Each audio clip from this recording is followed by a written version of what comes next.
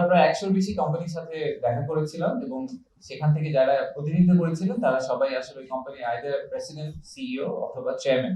তো ওনারা either কোম্পানিটাকে on করেন বা মেইন শেয়ার হোল্ডার অথবা এই কোম্পানিটাকে এখন চালাচ্ছেন। তো এই কোম্পানির সাথে আমরা 4টা ভাগে দেখা করেছিলাম। প্রথম একটা সেমিনার করেছিলাম আমরা ওনাদের সাথে, যে ওয়াই বাংলাদেশ, যেখানে আমাদের প্রধান উপদেষ্টা একটা ভাষণ দিয়েছিলেন। সেই সাথে আমি একটা প্রেজেন্টেশন করেছিলাম যে অ্যাকচুয়াল ফ্যাক্টস এন্ড ফিগার্স দিয়ে প্রুভ করার জন্য যে আসলে Bangladesh is open for business এবং এখন বাংলাদেশ ইনভেস্ট করার জন্য একটা খুবই ভালো ডেস্টিনেশন। আর তার সাথে আমরা যেটা বলার চেষ্টা করেছি যে আমরা খুব রিসেন্ট টাইমে ইন্টারিম গভর্নমেন্ট আসার পরে আমরা কি কি ধরনের রিফর্ম ইনভেস্টমেন্ট ক্লাইমেট নিয়ে করছি, বিনিয়োগে যাতে সুবিধা হয়, ওনাদের বাংলাদেশে আসে ল্যান্ড করার জন্য যে গ্রাউন্ড ওয়ার্কটা তৈরি করা হচ্ছে সেটা ওনাদেরকে কিভাবে বেনিফিটেড করবে। দ্বিতীয়, তৃতীয় এবং চতুর্থ 3টা রাউন্ড টেবিল ছিল। প্রথম রাউন্ড টেবিলটা ছিল ইনফ্রাস্ট্রাকচার এবং এনার্জি নিয়ে, যেহেতু এই দুইটা এরিয়া আমাদের জন্য খুবই ইম্পর্টেন্ট, ফাউন্ডেশনাল স্পেস, যে ফাউন্ডেশনের উপর বেস করে বিজনেসটা গ্রো করবে। তারপরের রাউন্ড টেবিলটা ছিল ম্যানুফ্যাকচারিং নিয়ে, আর লাস্ট রাউন্ড টেবিলটা ছিল 3 জিরোস নিয়ে, সোশ্যাল বিজনেস যেটাকে বলি আমরা। তো যেসব কোম্পানি এসেছিল তাদের কয়েকটার আমি নাম বলছি আপনাদের জাস্ট রেফারেন্সের জন্য। CCECC, China railway, Chinese overseas investment, power China, CRBC, internet plus, Hisense, SUS. এদের সবার রেভিনিউ যদি আপনি যোগ করেন, অ্যানুয়াল রেভিনিউ প্রায় আমাদের টোটাল জিডিপি সমান হবে।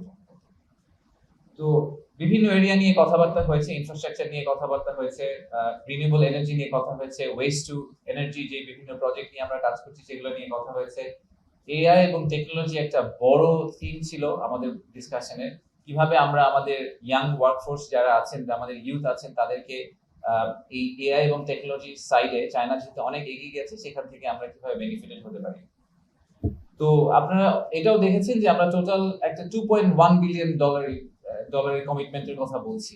তো এই 2.1 বিলিয়নটা আগের সব বড় বড় নাম্বার থেকে একটা বড় কারণে ডিফারেন্ট। সেই ডিফারেন্সটা হচ্ছে যে আপনারা আগে যে নাম্বারগুলো আমরা সিকিউর করে এসেছি তার মেজরিটি ছিল লোন ফর্মে।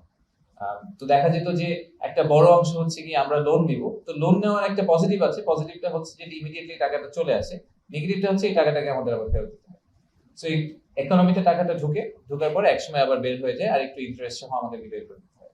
ওয়ারেস যদি ইনভেস্টমেন্ট আসে, সেই ইনভেস্টমেন্ট নাম্বারটা কিন্তু actual genuine injection into hour economy, এই টাকাটা কখনো এই দেশ থেকে যাবে না।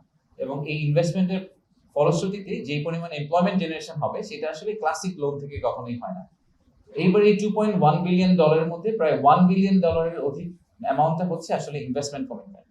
ইনভেস্টমেন্ট কমিটমেন্ট প্রায় 30টা চাইনিজ কোম্পানি করেছে।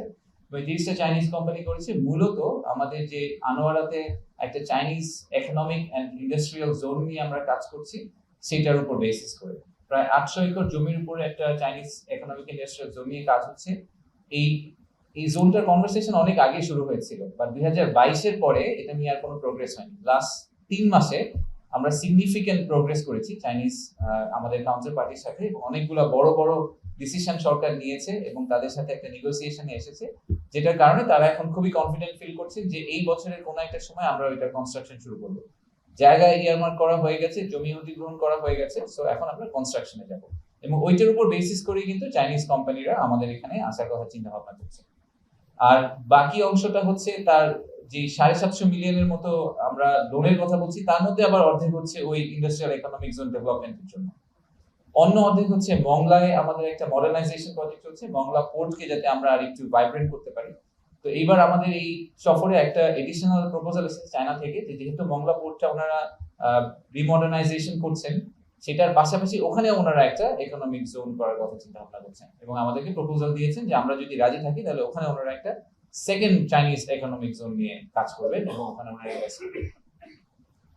আর রাফলি 12% এসেছে গ্র্যান্টস ফর্মে, সেই প্রায় $250 মিলিয়ন মতো। সেটার মধ্যে 150 হচ্ছে টেকনিক্যাল অ্যাসিস্ট্যান্স আর প্রায় $100 মিলিয়ন হসপিটালের জন্য। আপনারা এটা হয়তো শুনেছেন যে এবার হেলথ কেয়ার একটা বড় থিম ছিল, যেখানে আমরা ট্রেনিং, ডক্টরদের ট্রেনিং থেকে শুরু করে অত্যাধুনিক হসপিটাল বাংলাদেশে তৈরি করা এবং বাংলাদেশের টার্সিয়ারি যে হেলথ কেয়ারের ট্রান্সপোর্ট মুভমেন্টটা হয়, যেটা আমরা আসলে সাধারণত দেখি যে ইন্ডিয়া, থাইল্যান্ড ওদিকে যায়, চায়না এবার চেষ্টা করছে যে আমরা চায়নাতেও আমাদের এই হেলথ সাপোর্টটা তারা চায়না থেকে আমাদেরকে দেওয়ার চেষ্টা করবে। তো এই চাইনিজ ইকোনমিক জোনের ব্যাপারটা কিন্তু আমাদের জন্য একটা বড় ইনফ্লেকশন পয়েন্ট। আমরা অনেক দিন ধরে চায়নার ইনভেস্টমেন্টের কথা বলছি এবং the depth Chinese investor pool has, এটা আমরা এবার গিয়ে আবার রিয়েলাইজ করেছি যে আমাদের we have barely scratch the surface. আসলে চাইনিজ ইনভেস্টরদের বাংলাদেশের ব্যাপারে অ্যাওয়ারনেস এখনো আছে, কিন্তু খুব স্বল্প পরিসরে আছে। আমাদের আসলে আরো হায়ার ফ্রিকোয়েন্সিতে চায়নাতে যেতে হবে। চায়না একটা ইটসেলফ ইজ এ কন্টিনেন্ট, যেখান থেকে আমাদের দেশের সবচেয়ে বেশি ইনভেস্টমেন্ট আসা সম্ভব। এটা নিয়ে আমার কোনো ধরনের সন্দেহ নেই। তো অলরেডি কিন্তু বেবজাতে আপনারা দেখেছেন কিছুদিন আগে নিউজ এসেছে যে অনেক ইন্টারেস্ট দেখিয়েছে। লাস্ট অগাস্ট থেকে এই মার্চ মাস পর্যন্ত 34টি চাইনিজ কোম্পানি ইনভেস্ট করার আগ্রহ দেখিয়েছে বেবজাতে, এবং সেই নাম্বারটা কমিটেড নাম্বার অলরেডি প্রায় $160 মিলিয়ন। তো এই সার্চটা কিন্তু অলরেডি শুরু হয়ে গেছে। শর্ট টার্মে যখন তারা প্লাগ এন্ড প্লে চাচ্ছেন, আমরা তাদেরকে বেবজা বলছি। যখন তারা 2 থেকে 3 বছরের লং টার্ম ভিউ নিচ্ছেন, তখন আমরা তাদেরকে বলছি চাইনিজ ইকোনমিক জোন। সো আমাদের ভিশনটা কিন্তু ক্লিয়ার করতে হবে। আমাদের ভিশনটা হচ্ছে যে Bangladesh will convert into a manufacturing hub. হ্যাঁ, ওয়ার্ল্ডের ফ্যাক্টরি হিসেবে বাংলাদেশ আবির্ভূত হবে, এবং শুধুমাত্র বাংলাদেশের লোকাল মার্কেটকে টাচ করার জন্য চাইনিজ ইনভেস্টরদেরকে আমরা আসতে বলছি না। আমরা বলছি আপনারা আসেন, আপনারা বাংলাদেশের লোকাল মার্কেট কেটার করেন, আপনারা 7 সিস্টার্সকে কেটার করেন, আপনারা নেপাল ভুটানকে ক্রিয়েটার করেন। এবং আমরা যেহেতু এখন একটা বেশ কয়েকটা পোর্টের দিকে এগিয়ে যাচ্ছি, আমরা মাতারবাড়িতে একটা ডিপ সি পোর্ট করছি, আমরা চিটাগংয়ে একটা বে টার্মিনাল করার কথা বলছি। সো আমাদের পোর্ট কানেক্টিভিটি তৈরি হয়ে গেলে বাংলাদেশকে ম্যানুফ্যাকচারিং হাব হিসেবে এস্টাবলিশ করে আপনারা সাউথ ইস্ট এশিয়া এবং পোটেনশিয়ালি রেস্ট অফ দ্য ওয়ার্ল্ডে আপনারা এক্সপোর্ট করেন। সো এই প্রপোজিশনটাই কিন্তু এবার আমরা চাইনিজদের কাছে নিয়ে গিয়েছি, এবং সেটার উপর বেসিস করে ওনারা অনেক আগ্রহ দেখাচ্ছে।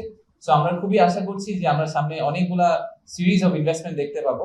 আমাদের যে আপকামিং সামিট আছে, সেখানে চাইনিজ ডেলিগেশনটা সবচেয়ে বড়। এখন পর্যন্ত 96 জন চাইনিজ ইনভেস্টর আসার কথা বলেছেন, বাট আমাদের এই সফরের পরে আরো অনেকে আগ্রহ দেখিয়েছেন। সো আমার ধারণা নাম্বারটা 100 বেশি হয়ে যাবে শুধু চায়না থেকে। এবং এই on the back of the investment summit এপ্রিলের মাঝামাঝি চায়নার যে কমার্সের ডিজি আছে, মিনিস্ট্রি অফ কমার্সের, আমাদের সেক্রেটারি ইকুইভ্যালেন্ট, উনি প্রায় 15টি চাইনিজ ইনভেস্টরকে ইন্ডিপেন্ডেন্টলি নিয়ে আসার কথা প্রমিস করেছেন, যে উনি আসলে চিটাগং আনোয়ারা ভিজিট করবেন, বেশ কয়েকটা ইপিজেড ভিজিট করবেন, এবং ওনারা খুবই আশাবাদী যেহেতু স্যার যেটা বললেন যে প্রেসিডেন্ট থেকেও একটা গ্রিন সিগন্যাল পেয়েছেন, they really want to make a move on Bangladesh from industrialization point of view. Actual amount হচ্ছে 1 বিলিয়ন আরএমবি। সো এটাকে যদি আপনি ডলারে কনভার্ট করেন, রাফলি $150 মিলিয়ন হয়। এখানে টেকনিক্যাল কোঅপারেশনের জন্য চুক্তিটা হচ্ছে, এটা গ্র্যান্ট ফর্মে আসবে। সো এই টাকাটা আমাদের ফেরত দিতে হবে না। এটার ইউটিলাইজেশন কিভাবে হবে, এটা এখন দ্বিপাক্ষিক একটা মিটিং এর মাধ্যমে বাংলাদেশ এবং চীন ডিসিশন নিবে যে তারা এই বাংলাদেশ আসলে কি ইউটিলাইজেশন করতে চায়। সেটা মোস্টলি হয়তো আমরা চেষ্টা করব স্কিল ডেভেলপমেন্টে এবং এইসব সাইড ইন্ডাস্ট্রিয়ালাইজেশন সাইডে এক্সপ্যান্ড করার জন্য, যাতে এটা ওভারঅল এমপ্লয়মেন্ট সাপোর্ট, যেটাকে আমরা বলি যে আমাদের ইউথ এমপ্লয়মেন্টকে যাতে গ্যালভানাইজ করতে পারে। যে টারশিয়ারি হেলথ কেয়ার সার্ভিস, এটা নিয়ে আগে অনেক কথা হয়েছে যে এটা আমাদের ডলার আউটফ্লোরও কিন্তু একটা বড় চ্যানেল।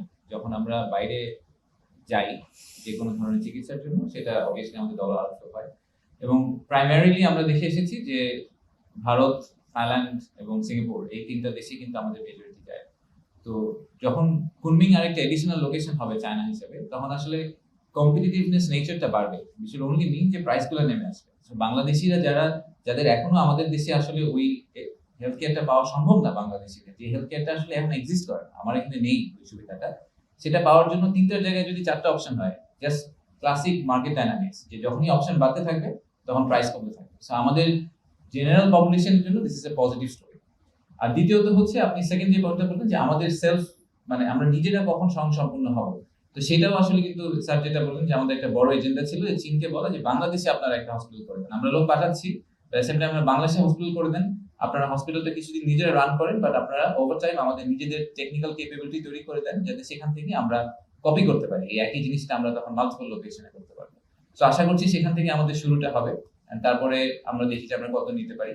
আরেকটা ছোট্ট peripheral point but related point, সেটা হচ্ছে যে বাংলাদেশ এবং চীনের ইনভেস্টমেন্ট ট্রিটি নিয়ে আমরা এখন কাজ করছি। তো মেডিকেল ইকুইপমেন্ট এবং হেলথ কেয়ার ইনভেস্টমেন্ট ট্রিটির একটা বড় অংশ। যখন আমরা এটা করবো, তখন হয়তো বাইল্যাটারালি এই মেডিকেল ইকুইপমেন্ট এবং মেডিকেল হেলথ কেয়ার পিসের মধ্যে আমরা অনেক বেশি ট্রেড ফ্লো দেখতে পাবো, যেটা উইল ইভেন্চুয়ালি ট্রান্সলেট ইনটু বাংলাদেশে health care services improvement. Thank you.